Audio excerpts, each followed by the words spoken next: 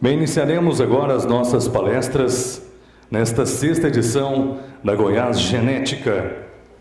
Gostaria de convidar o nosso próximo palestrante, primeiro palestrante desta tarde, Felipe José de Carvalho Correia. Ele que é zootecnista, mestre e doutor pela Universidade Federal de Viçosa, Minas Gerais.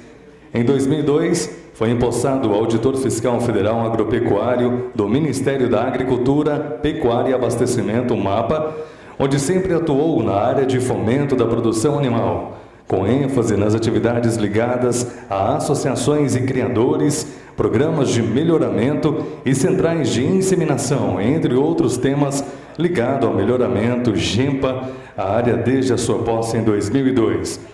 Trabalhou inicialmente em Brasília e agora está lotado na Superintendência do MAPA, no estado de Goiás.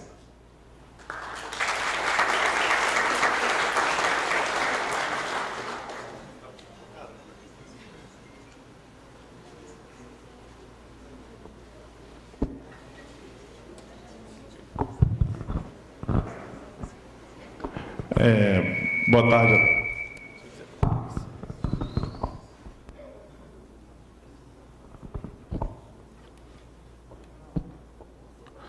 Boa tarde a todos. É um prazer estar aqui. Agradeço em nome do Ministério da Agricultura, em nome da Superintendência Federal de Agricultura, Pecuária e Abastecimento, o convite. Já é o segundo ano seguido que eu venho participar desse evento, né? E esse ano eu queria deixar uma crítica, que a minha palestra novamente foi às 14 horas, depois do almoço. E que dessa vez pediram uma palestra, para mim, um pouco complicada, porque a outra foi uma palestra técnica, altamente técnica, e foi fácil ministrar a palestra, porque era um assunto que eu conhecia até bastante profundamente, porque eu mexia direto com o tema da palestra. E dessa vez eu vim falar sobre uma coisa muito mais geral, num evento altamente técnico. Eu cheguei até a ligar e perguntar se não queriam tirar minha palestra. Falaram, não. Então tá bom. Como já foi explicado, meu nome é Felipe, eu sou auditor fiscal do Ministério da Agricultura, né? Entrei no Ministério em 2002 e fiquei em Brasília até 2011, onde eu pedi remoção para Goiás. Não sou goiano, sou carioca, mas eu tenho certeza que minha mãe trabalhava junto com a Vilma, aquela que roubou o Pedrinho e levou para Brasília. A minha mãe me roubou e me levou lá para o Rio. Porque, com certeza, eu sou goiano de coração. Então, aqui, como está todo mundo enxergando, muito bem, esse é o organograma do Ministério da Agricultura, né? Mas, brincadeira à parte, esse é o organograma do Ministério, a gente não precisa se ater, a gente não precisa se ater muito às pequenas estruturas por conta dessa palestra. Então, nós temos, na verdade, o ministro de Estado e seu staff, temos os órgãos de assessoramento direto ao ministro de Estado, os órgãos específicos singulares, os órgãos colegiados, entidades vinculadas a empresas públicas e entidades vinculadas a sociedades de economia mista. Só tem esse slide, somente mais um, só para vocês entenderem, dentro do Ministério, onde nós vamos estar alocados, que seria exatamente nos órgãos específicos singulares. Então, nós temos o Ministério da Agricultura. Naqueles órgãos específicos singulares, nós temos a Secretaria de Agricultura e Pesca, nós temos a Secretaria de Defesa Agropecuária, Secretaria de Mobilidade Social do Produtor Rural e do Cooperativismo, Secretaria de Política Agrícola, Secretaria de Relações Internacionais do Agronegócio e a Comissão Executiva do Plano da Lavoura Cacaueira. Mas os programas que eu vou apresentar para vocês aqui em prol do produtor, eles estão em duas secretarias específicas. A Secretaria do Produtor Rural e a Secretaria de Política Agrícola. O primeiro grande programa que vocês devem conhecer e ouvir falar bastante é o Plano Agrícola e Pecuário, que nesse caso 2016 e 2017. Esse ano nós temos 185 bilhões, são 8% a mais que na safra anterior. 20% a mais de recursos destinados ao custeio a juros controlados, com ênfase esse ano voltada ao médio produtor. Do recurso de custeio dentro do Pronamp, que é das linhas de crédito, teve um aumento do recurso específico do Pronamp de 15,4%. Os limites que o Plano Agrícola Pecuário tem, isso por pessoa física, tá? De custeio é de 3 milhões, tá? Por beneficiário por ano agrícola, sendo que desses recursos que vocês vierem a captar, 60% obrigatoriamente tem que ser utilizado no primeiro semestre e os outros 40% tem que ser aplicado no segundo semestre. O limite para o crédito de comercialização é de 4,5 milhões por produtor. Aqui eu tive uma dúvida e eu tive que me aprofundar um pouco do assunto, porque eu não sabia o que era limite de comercialização, acredito que muita gente não saiba. O melhor exemplo que eu posso dar é você plantar, colher, mas o preço não está bom para venda. Então você tem que segurar esperando um preço melhor, só que você tem conta para pagar. Você tem o seu funcionário, você tem os insumos que você adquiriu, então você pede um crédito de comercialização para você pagar as suas contas. No momento futuro você tem o melhor momento para fazer a venda, e aí você quita seu financiamento. E tem o investimento, os créditos de investimento que por beneficiário são de R$ 430 mil. Esse ano o Plano Agrícola teve uma coisa que eu entendo que para nós, específico aqui, é muito interessante, tá? A aquisição de animais para recria e engorda, esse ano ele não é mais considerado investimento, ele é considerado custeio. Isso diminui muito a burocracia para conseguir o recurso para você adquirir os animais. Aqui já vou entrar um pouco mais profundo nos programas propriamente ditos. Né? Esse Moder Infra é para agricultura irrigada e cultivos protegidos. Ele tem um total de 550 milhões, isso é tudo, tá? Dessa linha de crédito. E a ênfase é para aquisição de painéis solares e caldeiras para geração de energia autônoma, no caso em áreas irrigadas. O Moder Frota é para trator agrícola e implementos associados e colheitadeira. Ele tem um valor de 5 bilhões para aquisição. Tá? E esse ano a ênfase foi que o total de 40 mil, passou de 40 mil para 320 mil, o limite, não, pode passar, o limite de beneficiamento para estruturas de secagem e beneficiamento do café. Eu aqui abro um parênteses e eu peço desculpas, porque se alguém me perguntar depois eu não vou saber explicar. O nome do programa é Moder Frota, é para tratores agrícolas, implementos associados e colheitadeira. O que estrutura de secagem e beneficiamento de café se encaixa aí? Eu não sei, mas se encaixa. Outro também que vocês devem conhecer bastante, eu vou até aprofundar um pouquinho no slide para frente, e vou até fazer essa diferenciação, seria o programa ABC, né? Agricultura de baixa emissão de carbono, tem um total de quase 3 bilhões de reais para o crédito, dentro daqueles limites que cada um pode pegar, que eu já apresentei. Temos alguns outros programas ainda, o programa de construção e ampliação de armazenamentos, o Inovagro e o Moderagro é inovação e modernização de tecnologia no agronegócio, e o Prodecop e o Prodecap são específicos para cooperativas. Tá? O primeiro você pode utilizar para qualquer momento do sistema de produção, industrialização, venda, beneficiamento.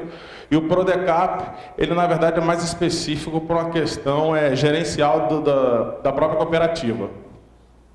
Ainda esse ano, que não tinha o ano passado, existe o limite extra crédito por volta de 10 bilhões, na qual os produtores de maior escala e têm uma maior despesa de custeio, eles podem pegar, além daqueles limites de 3 milhões de reais, vou falar no caso específico de custeio, eles podem pegar, além daquele teto, tá? Esse recurso é oriundo das letras de crédito do agronegócio com taxa de 12,75. Nos planos safras anteriores não tinha esse limite extrateto, então havia até a possibilidade deles pegarem um valor acima do limite, mas os juros não era juros controlado, tá? Os juros era livre. No caso, quem tiver interesse em se aprofundar mais ainda, esse é o site do Ministério da Agricultura, especificamente para a página do Plano Agrícola, ou procurar a Caixa Econômica e o Banco do Brasil, que é quem está fazendo a maioria das liberações de crédito para o agronegócio. Benefício produtor, esse é muito claro, muito simples, recurso para tocar o seu negócio. O Plano ABC é um outro programa de governo do Ministério da Agricultura que a gente tem, é uma parceria federal-estadual, Então, na verdade, os planos ABCs em todo o Brasil são sempre feitos pelos governos estaduais e não pelo federal. Tá? O plano maior ele é federal, mas a execução do plano em cada estado é função do governo estadual. Tá? E ele tem como objetivo a mitigação das emissões de gases de efeito estufa e adaptação às mudanças climáticas.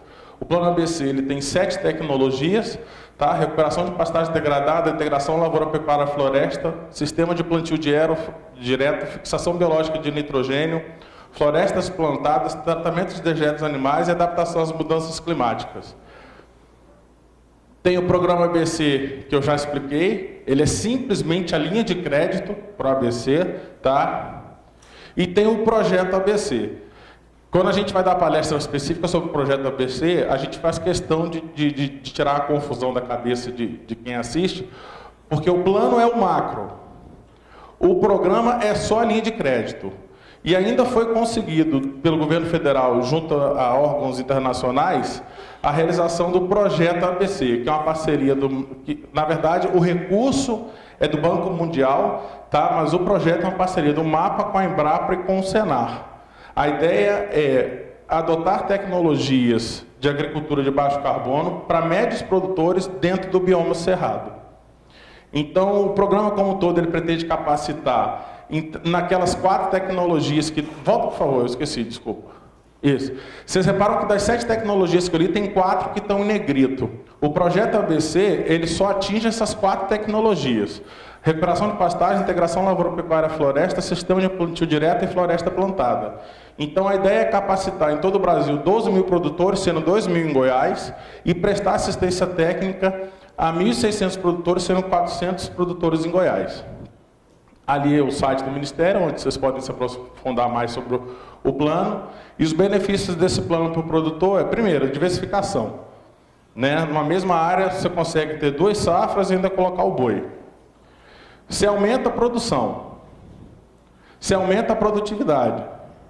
Você melhora a saúde da terra, porque você fazendo isso, principalmente, não é o caso, aqui eu estou falando benefícios do plano ABC como todo, tá? Não só do projeto ABC Cerrado. Quando você fixa nitrogênio através de micro-organismos, você utiliza menos adubo. Então você melhora a saúde da terra. Se sua terra é melhor, é uma terra mais fértil, ela é mais valorizada. E no caso você mantém o agricultor no campo. Um outro programa que o Ministério tem, e aqui começam a ser os programas que, infelizmente, o Ministério tem programas até muito bons, mas o Ministério tem esse defeito, ele divulga pouco o programa que eles têm. E é por isso até que eu acho interessante aceitar esse convite, apesar de eu ter pedido depois para me tirar da programação, eu acho até que foi por causa disso que insistiram para manter, porque a divulgação dos programas do Ministério é ruim, é quase zero. Tá? Então, outro programa que o Ministério tem é o Programa de Propriedade Intelectual e Inovação do Agronegócio. Talvez o nome seja bonito e muita gente não tenha ouvido ainda, mas eu tenho certeza que já vocês vão conhecer ele.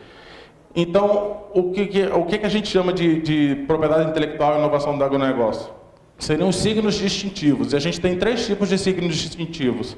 É as marcas coletivas, a proteção de cultivares e a indicação geográfica. Indicação geográfica, eu tenho certeza que alguns de vocês já ouviram falar. Né? E, normalmente, a gente não costuma nem falar que o nome do programa é Propriedade Intelectual e Inovação do Agronegócio. A gente fala assim, o programa de indicação geográfica. Mas a indicação geográfica é um dos signos distintivos que o programa tem.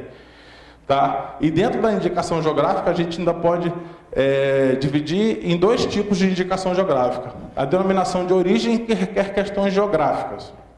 Esse produto só pode ser produzido nessa região por causa do tipo de terra, do tipo de clima. E o outro é a indicação de procedência, que são questões culturais. É como é produzido aquele tipo de produto. Tá? Inclusive, Goiás tem um produto de indicação geográfica, não sei se todo mundo tem conhecimento, mas o açafrão de Mara Rosa tem indicação geográfica, indicação de procedência, foi conseguida há pouco tempo, inclusive foi divulgado nos jornais de grande circulação aqui do estado. E tem outros, possivelmente o próximo que vai sair é a melancia de Uruana.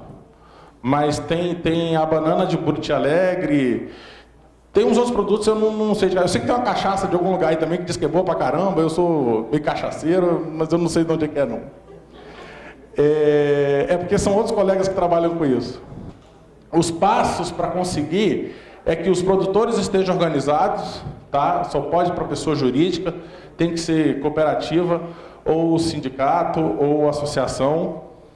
Tem que ter um produto que seja tradicional e reconhecido regionalmente, estado ou até nível de Brasil. Eles precisam formular um dossiê que traga o histórico desse produto, o histórico de como é feito o manejo desse produto.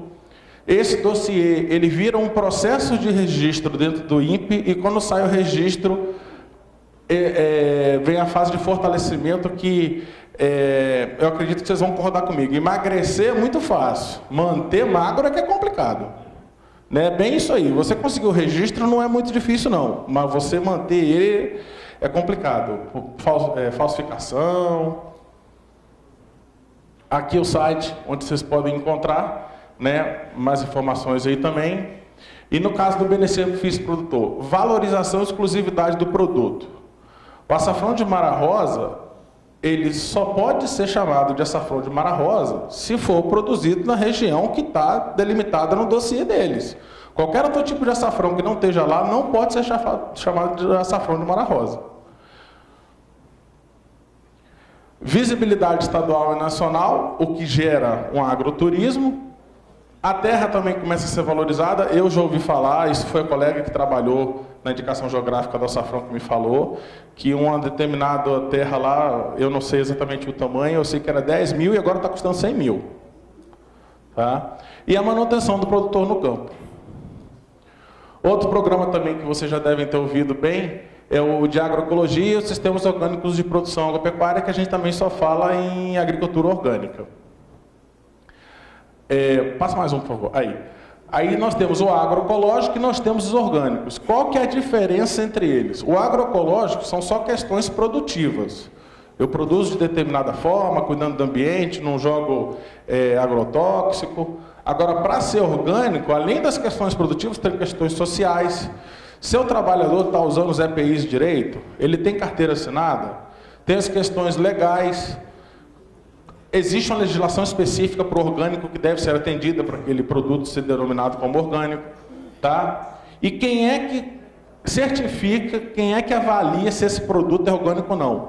Nós temos 3 categorias possíveis. Nós temos a OCS, que é a Organização de Controle Social. Um grupo de produtores se reúnem, eles mesmos controlam uns aos outros, e é simplesmente para o mercado interno, o produto só pode circular dentro do município. Nós temos os organismos participativos de avaliação de conformidade. Também precisa de uma organização de produtores para o mercado interno, mas uma amplitude maior. O produto pode circular dentro do Estado. E as certificadoras propriamente ditas, que também precisam que os produtores estejam organizados, que é para o mercado interno, já a nível federal, nível de Brasil, e para o mercado externo. Aí é o local onde também vocês podem aprofundar um pouco mais. E no caso, benefícios ao produtor para o agroecológico e orgânico. Valorização do produto, né? Todo mundo sabe que muita gente até não compra o orgânico porque está mais caro, então vou comprar o convencional. Né? Isso a gente escuta muito. Melhoria na saúde do produtor, seu funcionário e da terra. Aqui também esse benefício é direto, afinal de contas não é utilizado, né? A questão de agrotóxico e outros insumos. Valorização da terra e a manutenção do produtor no campo. Cooperativismo e associativismo rural. Esse, infelizmente, é o programa do Ministério que deveria ser, porque vocês viram muitas vezes eu falar da questão de organização do produtor. Esse deveria ser um dos programas mais fortes dentro do Ministério da Agricultura e, infelizmente, não o é. Tá? A ideia é fomentar a organização dos produtores através de orientação. Tá? O Ministério da Agricultura presta orientação de como se constitui uma cooperativa, ele pode servir como interlocutor. E a capacitação. Muitas vezes é possível que o Ministério da Agricultura venha a repassar recursos para a cooperativa ou para a associação rural, para que eles sejam capacitados na gestão da própria cooperativa. aí é onde vocês encontram, tá? Mais informações. Aqui em Goiás é 0. A gente não tem nem demanda no Ministério e a gente não tem nem ação do Ministério aqui para o Estado. Tá? O benefício produtor, nesse caso, seria a melhoria nas condições de compra e venda. A gente sabe que quando a gente, como diz o outro, a união faz a força. Quando estamos juntos, conseguimos um preço melhor para comprar e também conseguimos um preço melhor para vender. E, como eu já falei, ele seria um pré-requisito básico até para participar de outros programas. Aqui nós temos os sistemas agropecuários de produção integrada, e aqui é interessante que quando a gente fala produção integrada, normalmente a gente pensa naquela integração sadia, né? A indústria dá os insumos, eu dou as instalações, a gente cria, está pronto, eu devolvo para ele. Mas o sistema de produção integrada que o Ministério se refere é a integração dos elos da cadeia. Tá? Então nós temos tanto da cadeia agrícola quanto da pecuária, há essa divisão dentro do Ministério. Ele é um programa voluntário, tá? Que preconiza o uso de tecnologias adequadas para a geração de alimentos saudáveis e seguros. Aqui, só um parênteses, quando a gente fala alimento saudável e seguro, não sei se todo mundo tem consciência disso, quando a gente fala alimento saudável, é nutricionalmente falando, é um alimento gostoso, um alimento sadio, e seguro é que ele é inócuo, é livre de micro-organismos, tá?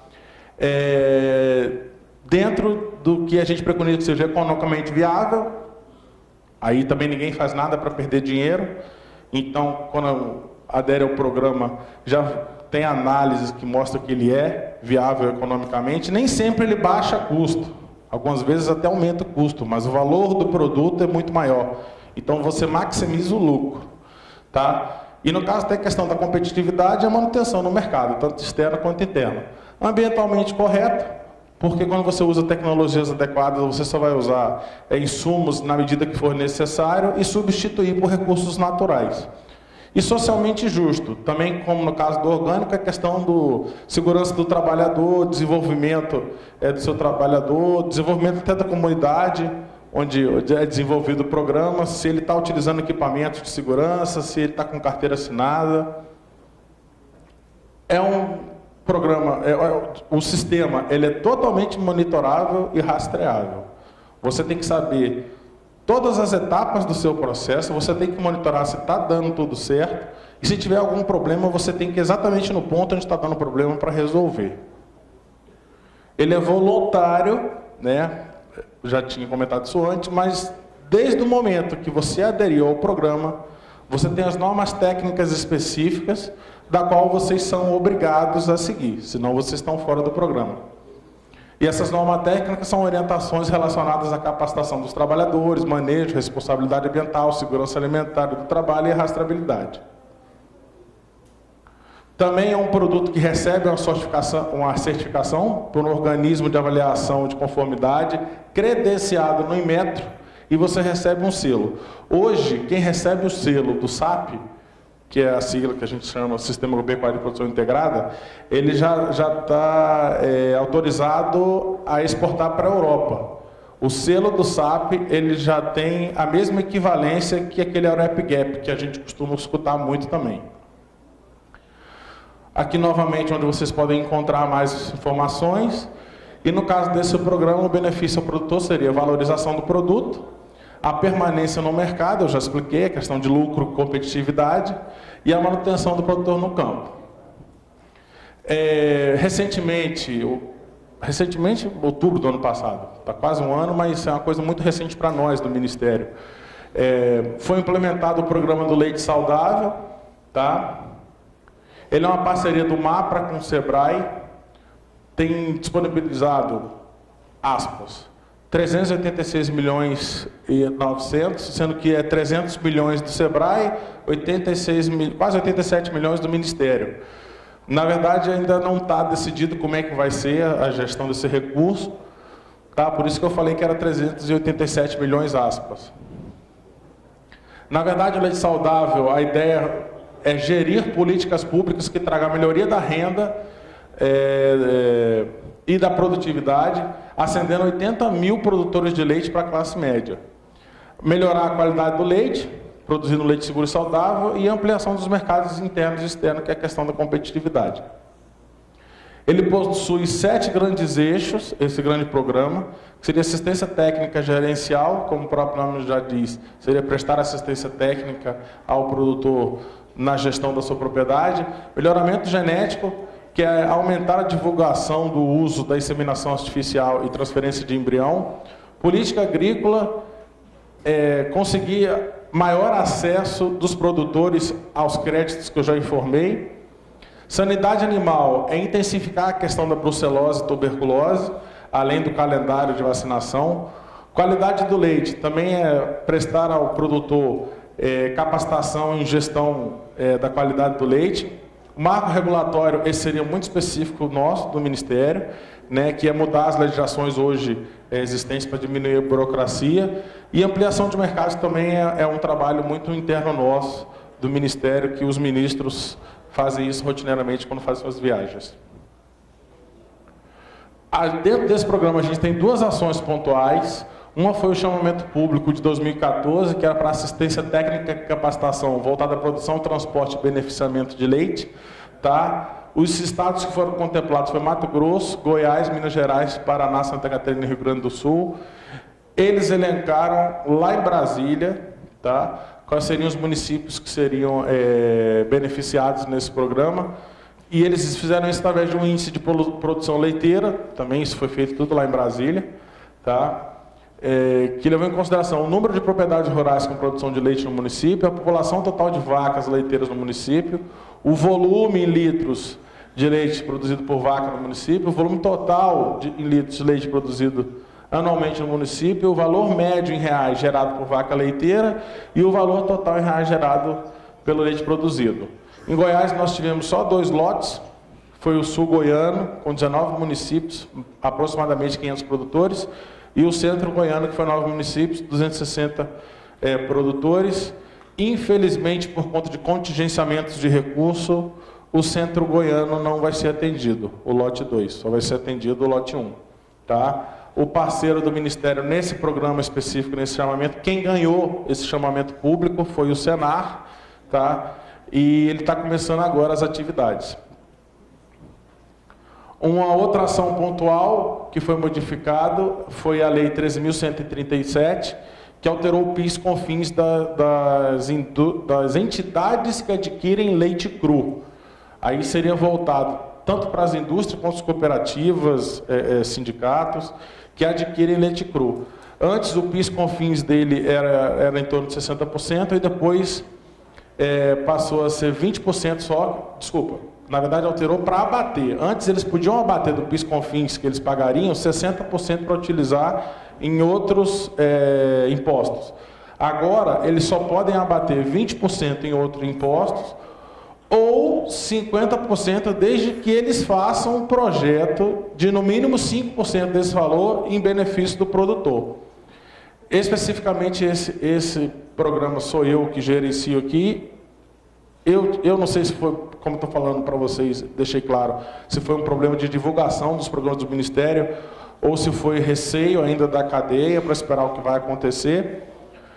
Podem ser entidades, óbvio, sempre com inspeção, mas pode ser inspeção federal, estadual, municipal. A gente tem um pouco mais de 200 entidades que estariam com esse serviço de inspeção, no caso de leite, e apenas 20 me apresentaram projetos. Tá? E das 20, 16 estão aprovados, 3 não foi aprovado, mas foi um equívoco das empresas. Eles tinham um prazo para entregar ajustes e perderam prazo, não foi nem pelo projeto em si. E teve um que, na verdade, nesse meio do caminho, fechou o laticínio e pediu suspensão. E também os projetos que as entidades devem apresentar, obrigatoriamente devem passar pelo fornecimento de assistência técnica voltada para a gestão da propriedade, implementação de boas práticas e capacitação dos produtores, ou criação e desenvolvimento de atividades que promovam o melhoramento genético dos rebanhos leiteiros, ou desenvolvimento de programas específicos para a promoção. Mas também pode ter implementação conjunta. Você pode isoladamente escolher uma das 3 ou fazer 2 ou as 3 juntas até. Aqui é onde você pode encontrar mais informações sobre esse programa, e os benefícios do produtor seria capacitação e assistência técnica grátis.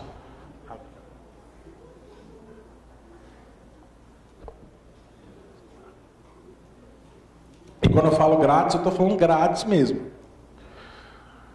A empresa, na verdade, ela vai fazer um projeto para o Ministério, ela vai deixar de pagar o imposto pelo fato de estar beneficiando o produtor. Esse recurso vai sair de um recurso que a empresa pagaria. Então, os produtores que participarem do projeto, eu vou ter capacitação e assistência, mas de repente, se for melhoramento genético, a empresa resolve dar gado geneticamente superior para os produtores. Então, na verdade, que o benefício, ali específico, capacitação e assistência técnica ficou, mas ela é grátis para o produtor não paga nada por isso. Vou dar um exemplo. A Piracanjuba, que fica aqui na Bela Vista, ela tem um programa de recria de bezerras, na qual o produtor pagava mensalmente uma determinada taxa para eles fazerem esse serviço para ele.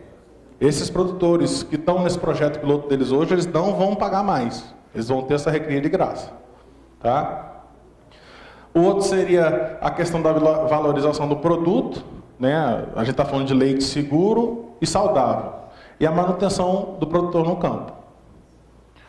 Um outro programa que a gente também tem é convênios, contratos e demais instrumentos de parceria, que a gente internamente chama de transferência de recursos. Quando o Ministério repassa recurso para outros órgãos públicos federais, a gente chama de termo de execução descentralizada. Quando a gente passa recurso para outros órgãos públicos estaduais e municipais, tem o que a gente chama de convênio e contrato de repasse. A diferença entre eles é que no convênio você não tem uma entidade mandatária. E no contrato de repasse, a gente tem uma entidade mandatária. Para especificar melhor, o que seria essa entidade mandatária? Caixa Econômica Federal. Então, chove para a gente projeto dentro do sistema de convênios do governo federal, o Siconv, de contrato de repasse, de prefeitura, que conseguiu recurso com um deputado ou com um senador, é o que a gente chama de emenda parlamentar, para adquirir patrulha mecanizada. A gente só fica triste que deve ter prefeitura por aí, que deve ter garagem de trator. Porque eles podem pedir um monte de coisa e todo ano eles pedem sempre trator. E eles podem pedir muito mais coisas. Se quiserem fazer um evento de capacitação, eles podem.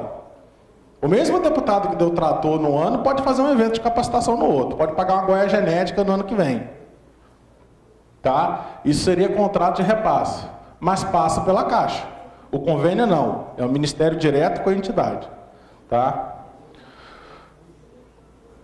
No caso do recurso ser passado do Ministério para organizações de sociedade civil, aí, por exemplo, a GCZ teria termo de fomento e termo de cooperação. Qual é a diferença dos dois?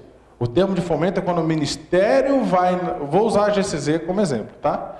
Quando o Ministério vai na GCZ e fala assim, você quer fazer isso para mim? A demanda é minha, eu que tenho interesse. E a GCZ vai ser só o executor.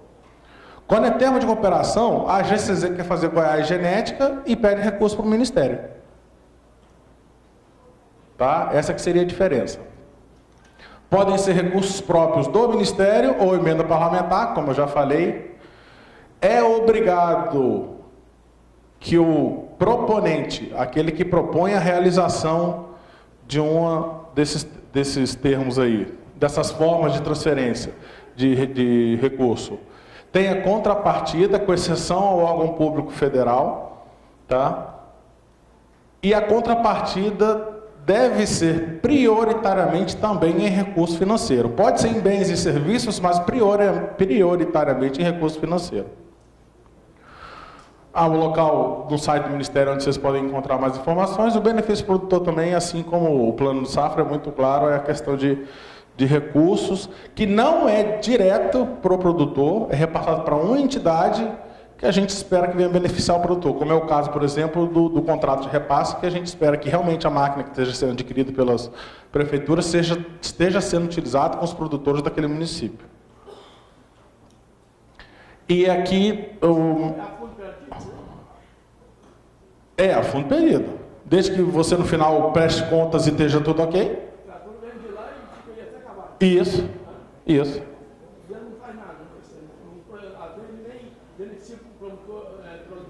Não, a gente fiscaliza depois. A gente já encontrou, só aproveitando a pergunta aqui, a gente já encontrou trator de esteira que foi comprado via Ministério da Agricultura no lixão.